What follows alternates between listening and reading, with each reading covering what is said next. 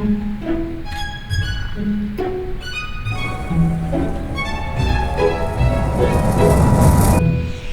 aboard Flight 264. We will be in the air approximately 2 hours.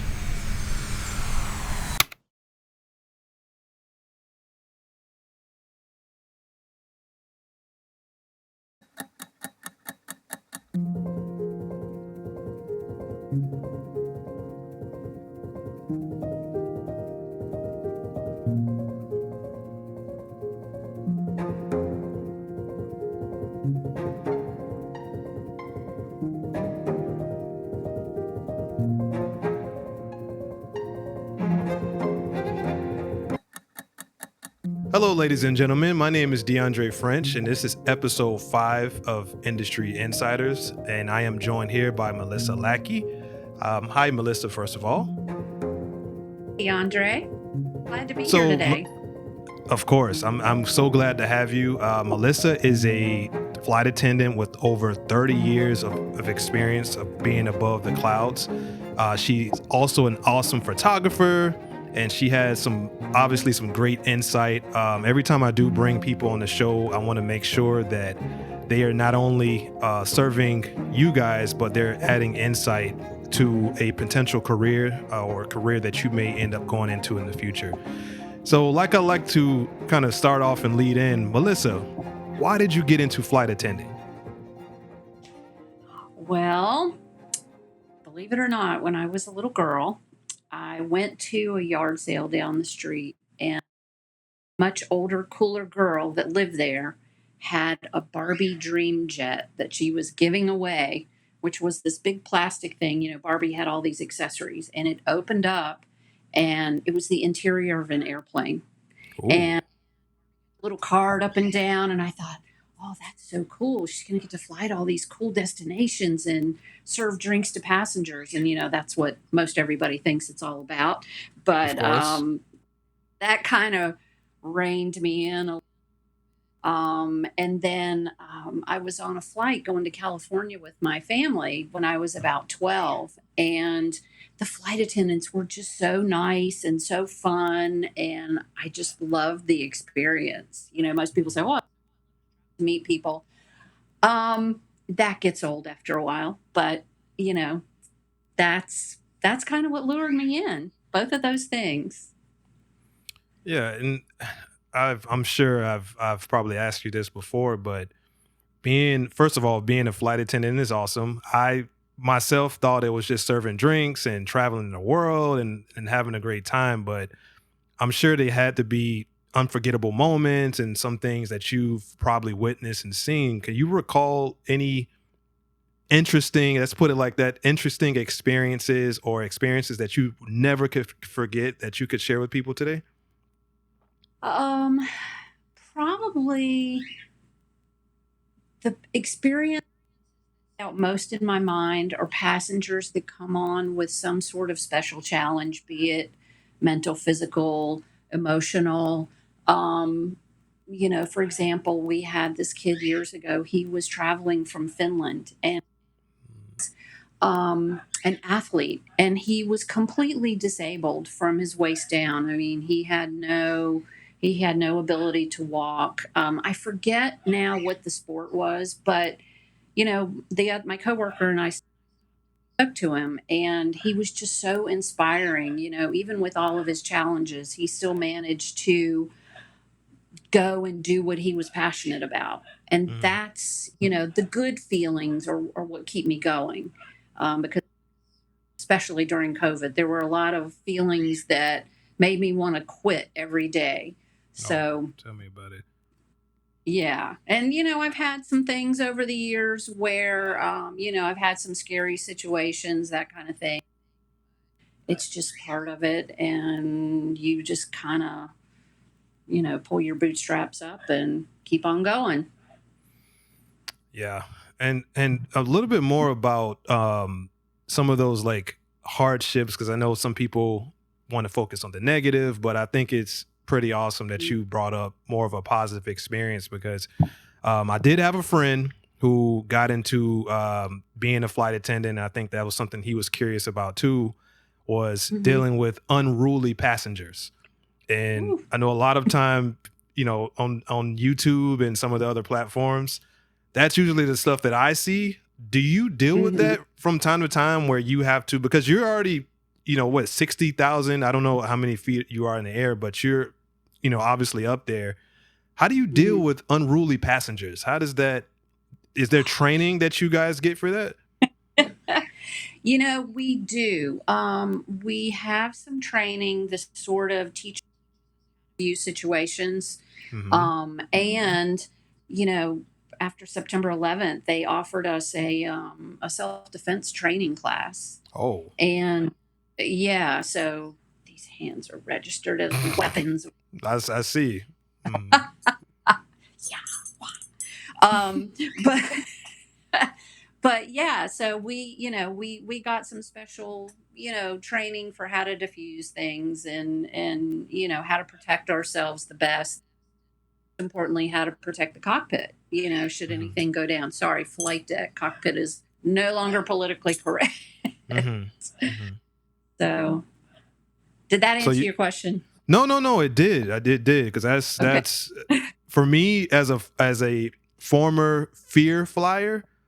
That's something Uh-huh. that I think that stopped me, and I'm sure there are some other people out here that might have fears of flying. For me, I just explained Uh, really quick about me. Like my biggest fear was I'm trapped in I felt like I was in some type of coffin, like a metal coffin, and mm-hmm. B, the fear of obviously a passenger trying to overtake the plane. So I think that's pretty cool that you guys have obviously training. Another question that I wanted to ask, and I think this is more for me and some other people, how do we know? So if I'm a flyer and I'm flying Mm-hmm. on the plane and there's turbulence, is it true Mm-hmm. we should look to you guys to kind of see, hey, if you're sitting down, then it's pretty Mm-hmm. serious. If you're not sitting down, there's nothing to worry about. How should we approach that as the passengers? I think a lot of people think that way. The minute they see us get up, the problem, a lot of times the turbulence is worse in the back of the airplane Oh. because is natural that the back of the plane is going to fishtail more. And the longer the plane, the more that's going to happen. So if you see me working up front, serving drinks or whatever to business class passengers, it's going to look like, it's okay to get up. If the captain, we have levels of turbulence. We have light, moderate, and severe, and there's different protocol for each one of those. So, light turbulence, technically, we can get up and walk around, but moderate, you kind of got to use your judgment. You don't really want to take the carts out. You definitely don't. I mean, those carts weigh pounds. Mhm. So, God forbid one of them fall over on top of somebody. But, from a liability standpoint, we have to tell the passengers to stay seated for their safety. And there have been, of course, there's unpredicted turbulence. You never know. I mean, most of the time people get hurt in unexpected turbulence. So that's why we always tell people, stay seated as much as possible. If you get up and go to the restroom, go fasten your seatbelt. And it never fails. The captain will make an announcement and say, flight attendants remain seated or take your seats. And we've got people getting up and going to the restroom. And I know people, you have to, when nature calls, take care of things, Mhm. but, for your own safety, and the safety of everybody else. Imagine the guy gets up. We've got a situation right now going on with a guy that got up to let somebody else out, and they hit turbo. Guy who got up got hurt. So, Oh not wow. really fair to him. So, Oh yeah. geez. So obviously, word of the day: stay in the seat. Don't worry about it. If there's turbulence, Yeah. I shouldn't worry. There's nothing to worry about for beginner flyers out there about turbulence. Is that what you're saying?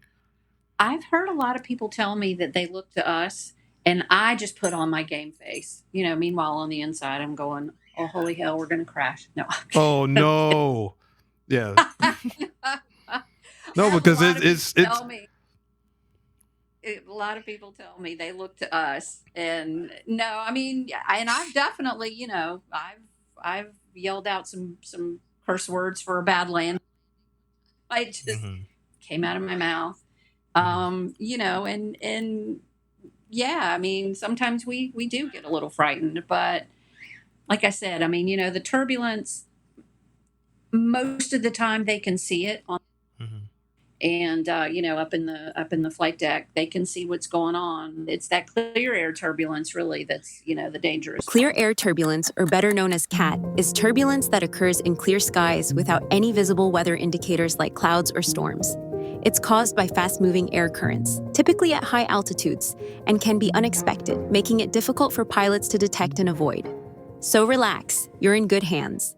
Obviously, flight attendants are probably more, in my opinion, are more important on the front end than Mhm. the pilots because we don't have interaction with the pilot, of course. So when we Right. get on airplanes, and Right. I'm speaking from a civilian point of view, you guys are Mhm. pretty much the face of the airplane. So I Right. mean, that's obviously a very important position. But let's talk about new recruits. So I like to Mhm. use like real life examples because I think that helps people to kind of connect the dots a little bit better. So I Mhm. am a new recruit. I just landed a job, my dream job, with a popular airlines. Let's say American. I don't know which airlines you fly for. Mhm. What does my first day look like? Am I immediately going up in the air, or am I spending time training and learning and doing that? You have through, I believe their training is about 6 weeks. Hmm. And our train you so you go to the training facility and you spend 6 weeks of immersive. You learn all the equipment and where it's located on every airplane. You have to learn all the specifics of every airplane that we fly, and you have to learn all the emergency procedures. We learn medical procedures. We're firefighters. We're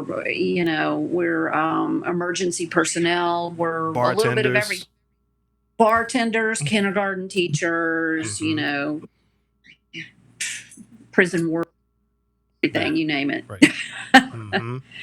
So yeah, so you're going to go to training for approximately 6 weeks.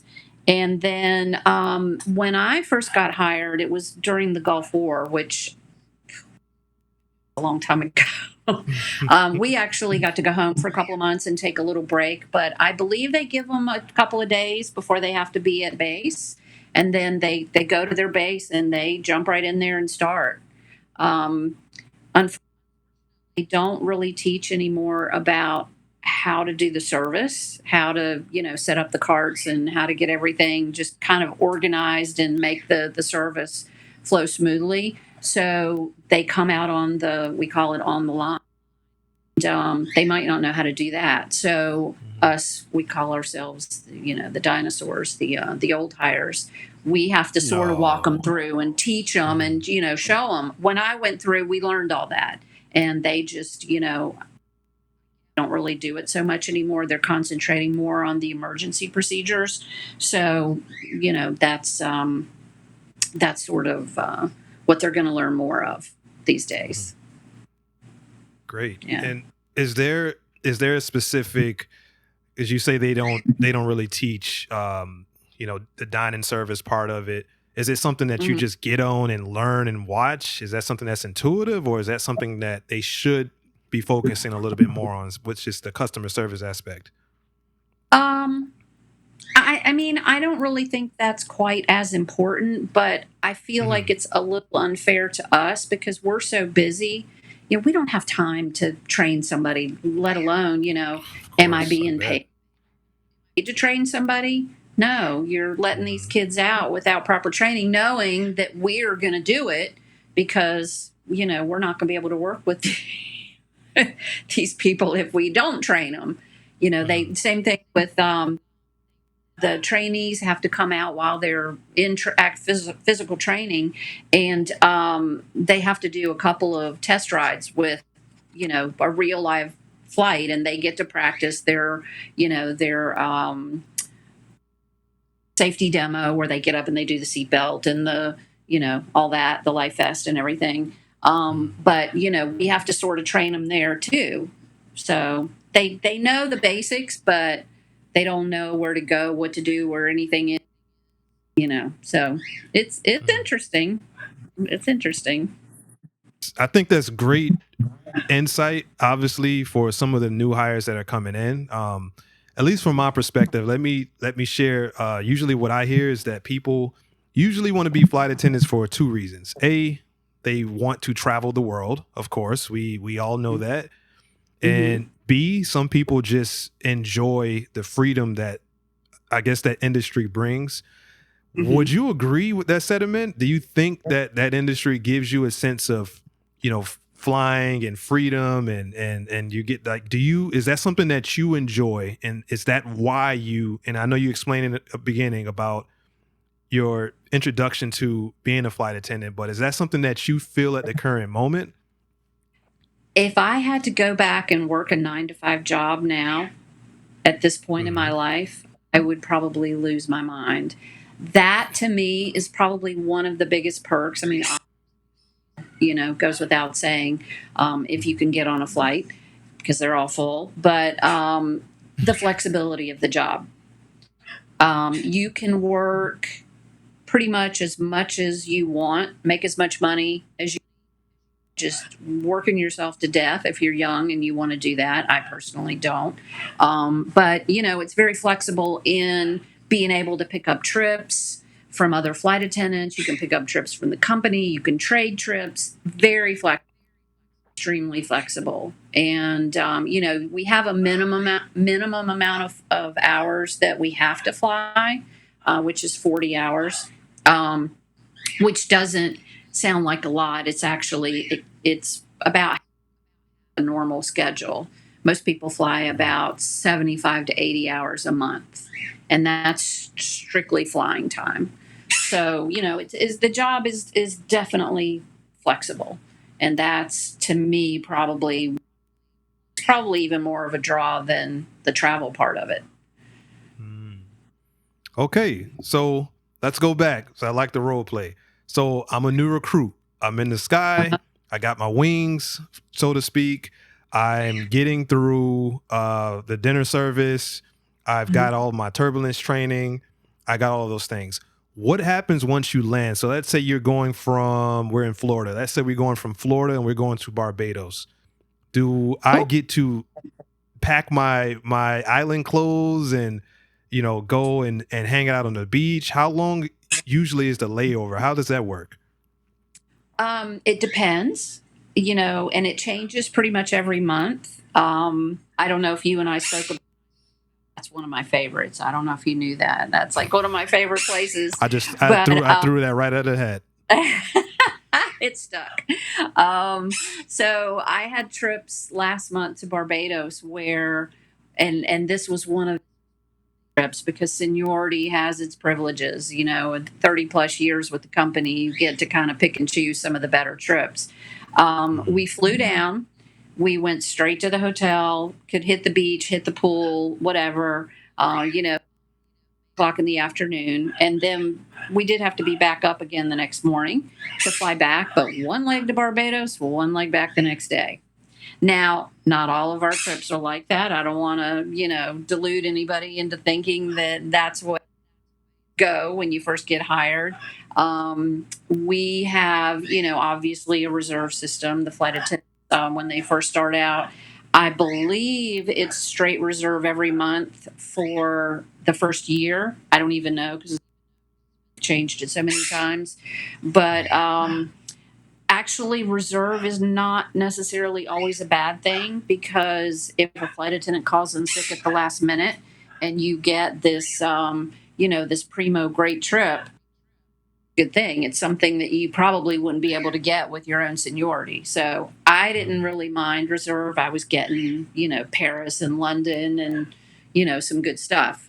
So yeah, it's, you're going to have a good time. And then sometimes you're going to work 4 legs a day and you're going to be dead dog tired. It's a little bit of both. It's a little bit of both, but it's So, what a sweet career. hmm for the non-flight people, because you're using Mhm. flight lingo, what would legs? What exactly does that mean? So, a lot of people think that we just fly from, let's say, Fort Lauderdale to Detroit. That's a leg. Hmm. And in reality, we might be flying 4 or 5 legs a day. Hopefully not five. Hopefully not four. So you might see me in the afternoon, and I might be wilted like a rose that hasn't had water for 24 hours. But it just depends on the trip, and it can change as much as every week, every month. So it's very fluid, and you have to be very flexible with your thinking and with your ability to get out the door quick and be prepared for anything, really. Hmm. And you mentioned seniority. So if I am a new recruit and I'm in my first year, do I Hmm. not get the opportunity to go to Barbados and have those opportunities? Because you mentioned the reserve system. Right, you might. And again, we have this, we call it an electronic bulletin board, where you can put your trips in. Let's say, for example, I'm working a Barcelona trip, and at the last minute I Mm, get sick and I just want to give it away to somebody else. You put it in this electronic wow. bulletin board, come for serve, somebody's going to snatch it up. And if you're quick with the computer, it might be you as that new hire. Wow. So, yeah, Wait, yeah. so So, you're telling me if you have a flight from Florida to Paris and you're like, hey, I've been there a million times, you can actually give that away to someone else. And if they grab it before someone else, they get to go and experience the Eiffel Tower and some of these other things and come back home. yeah, Wow. yeah, yes. Yeah. Like Maybe I need to you need to think about it. maybe I need to switch professions. So, and remember, I'm in my new recruit mindset. So I get the chance to go to Barbados and Paris. Mhm.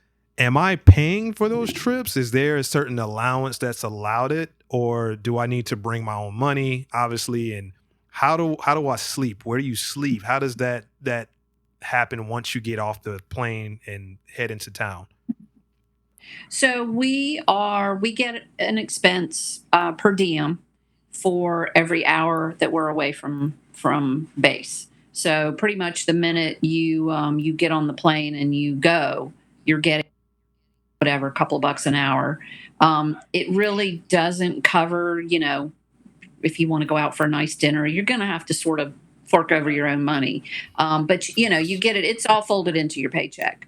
So you going to get on the plane, and when we land in Paris, there's going to be a prearranged shuttle there to pick you up and drive you to the hotel, which has already been arranged as well. We have contracts with various hotels in the city. Usually, we have a couple of hotels per city. One for short layovers, which is going to be close to the airport, and a longer one.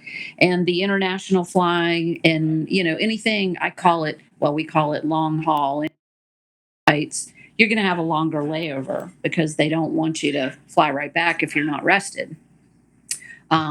I say that, but we also have some, we call them rockets, where you fly down overnight, you sleep during the day, and then you fly. Um, Oof. and not my cup of tea. So I like my rest. Wow. But yeah, everything's prearranged. You show up at your hotel, and usually, they put you up in a semi decent hotel. You out there. That Mhm. I kind of looked around and said, "Oh, I don't think I want to stay here again." But everything's arranged. It's all paid for. You just show up and get your rest and go out and have a nice time with your crew, hopefully. Hopefully. So, and speak about that. You just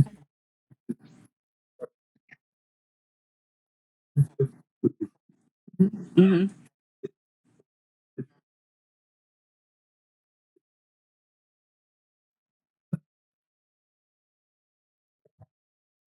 We usually try to ditch the pilots because they can be a pain in the ass. You can delete. No. That's staying in there. No, it just depends. A lot of the older pilots do like to hang out with us. The older flight Mhm. attendants, because we're kind of a little more calm than some of the newer. Sometimes it really, it just all depends on where you are and the crew and whether you know each other. If you fly together a lot and you've gotten to know each other. We've got a lot of pilot and flight attendant husband and wife Oh situations, wow. which Mhm. when they get to fly together, fly the trip together.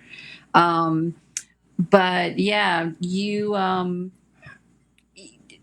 most of the time you hang out with your, I would say probably more your, the younger kids want to go out, stay out late, go see the city, go, do exciting stuff that, Mhm. the rest of us would rather just go back to the room and sleep.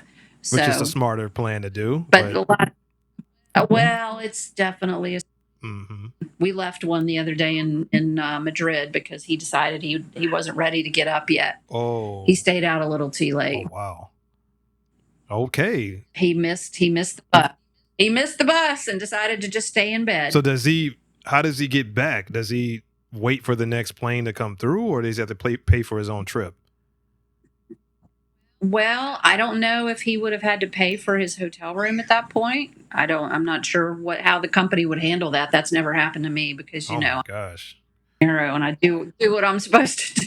But Mm. yeah, he probably got the flight out the next morning. So, public service announcement to any aspiring flight attendants: just make sure that once you go out, you make it home safely. You go to bed on time. You set Yes. your alarm, or maybe set two Yeah. alarms, and you get up, or you will be left. Is that correct, Melissa? All right. Yes. I would say that that's pretty much spot Oh, on. And okay. it's bad enough if you're not feeling well or you're tired, but if you've stayed out late on a layover and you're working the flight back and you can't even keep your eyes held open, you're just going to be miserable. Mhm. But I've been there. I was young once, Mhm. long time ago. We all were. Been there, We done all were. I that. saw a comment. Someone said that as a former baby, that's actually hilarious. We all were babies at one time. We were all babies at one Former time. So baby. yeah, of course. Yep. But just shifting gears a little bit. Obviously the unique lifestyle, and many of us don't get to go to Paris and Barbados and sunbathe and go to all these epic places. I know you've been in the industry for a long time. What type of personal growth Mhm. have you? I mean, obviously, just talking to you, you're such a natural speaker. I think that's probably one of the benefits. But in terms of personal growth, what have you noticed in your life that has transpired just from being in that space of being a flight attendant? Um, I think that it's made me. I think I've always been a little outspoken. Mhm. Um, it really, if you want to come out of your shell, it's a great place to do it. I mean, you're locked in a little metal tube with hundreds of people sometimes, That's so and scary. I think that I know, I know it is, and we definitely have a lot of fearful Mhm. flyers, so I get it. Um, but yeah, I think that you kind of really have to come out and be, and they hire a certain type of person. And I ask this all the time to my to my fellow crew members: do you have to be crazy to become a flight attendant and this lifestyle, everything that goes along with it, or does the job kind of make you It's crazy? actually a great question. It's it's definitely a lifestyle, and it's not for everybody. Like I was talking about earlier, you have to be. Sometimes, they're going to call you in the middle of the night and say, "Jump, go, let's go." You got to be at the airport in 2 hours because you're on call. I think it's improved my flexibility. Sometimes not. I don't have a lot of patience for stupidity. So the filter that I used to have when I was younger, sometimes people will say things to me and I just, things come out of my mouth, shock me. But, I would say overall, it's definitely, taught me patience, taught me how to be flexible, how to go at a moment's notice. You know, I was never very good at that for sure.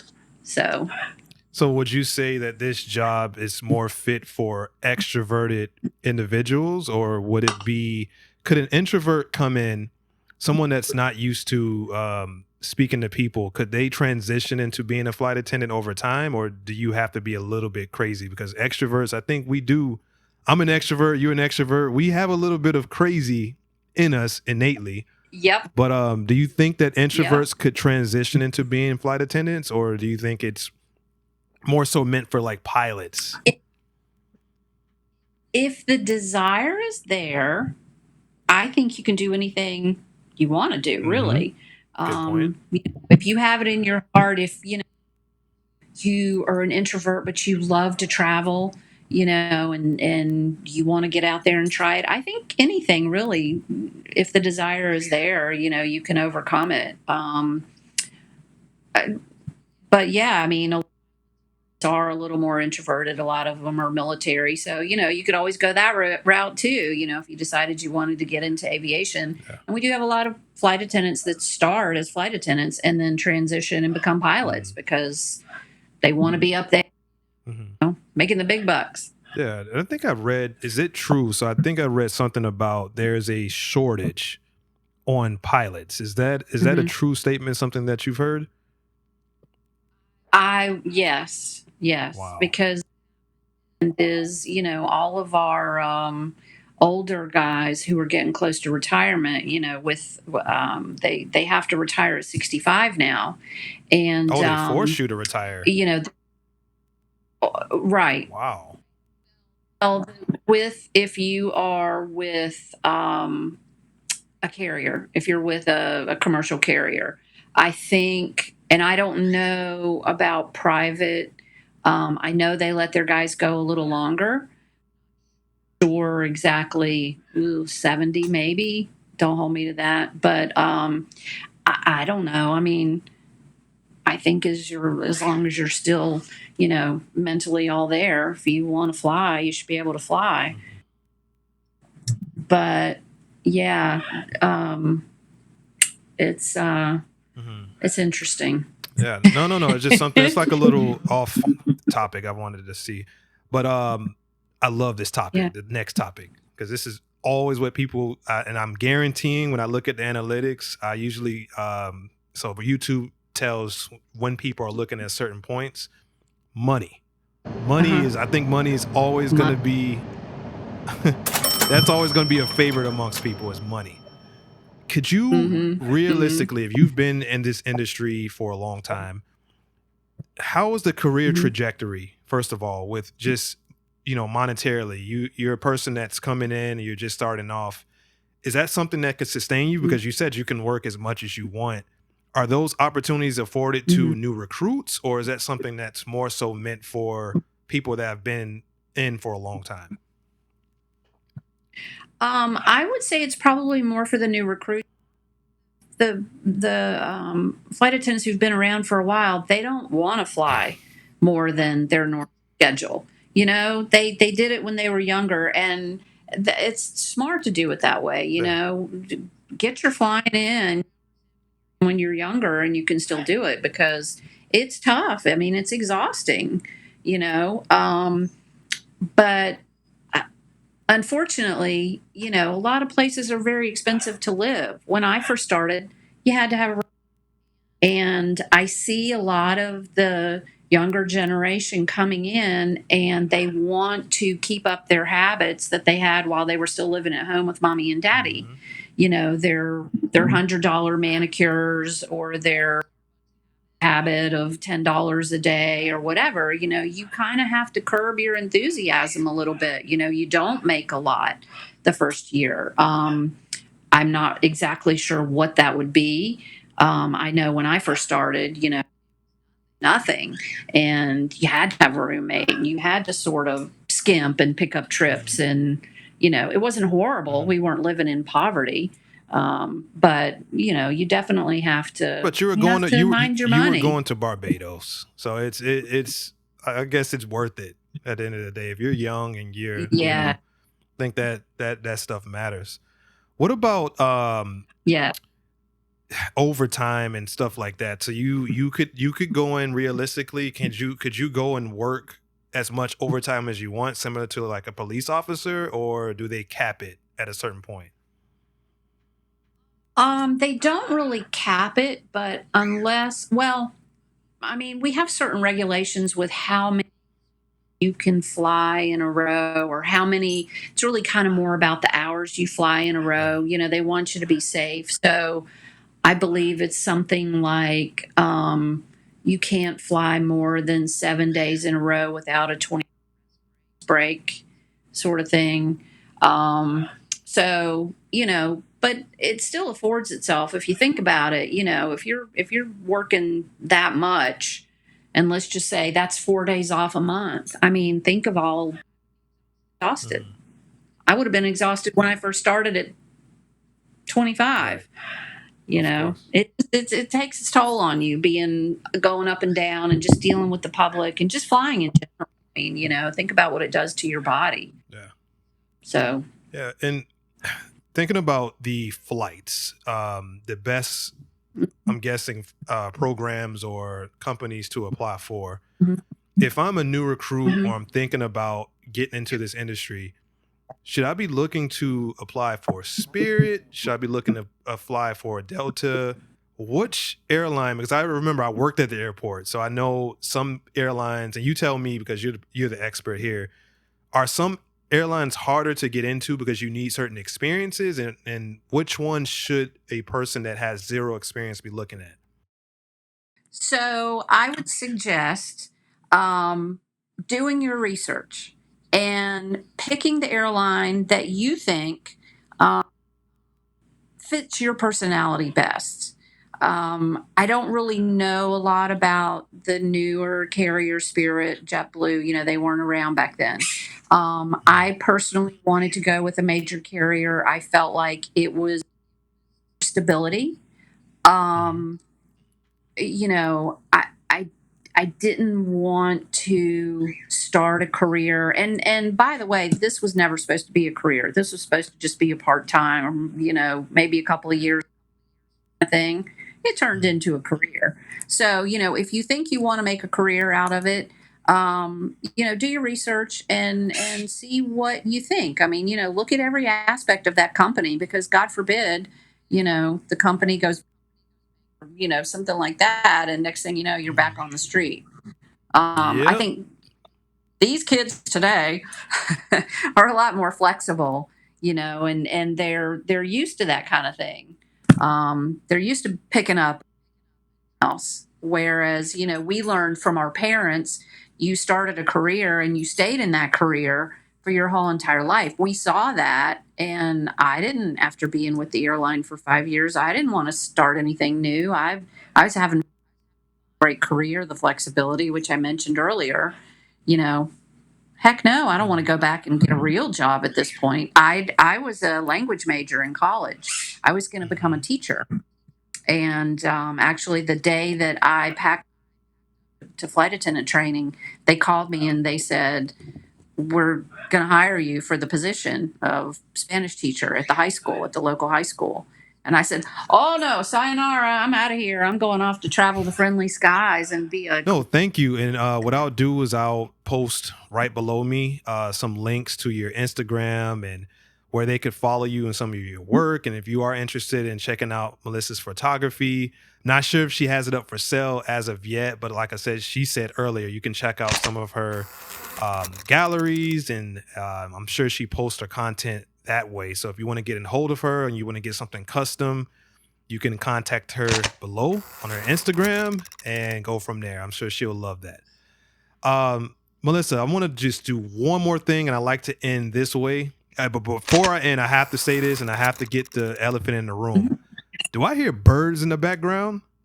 What is that I'm hearing?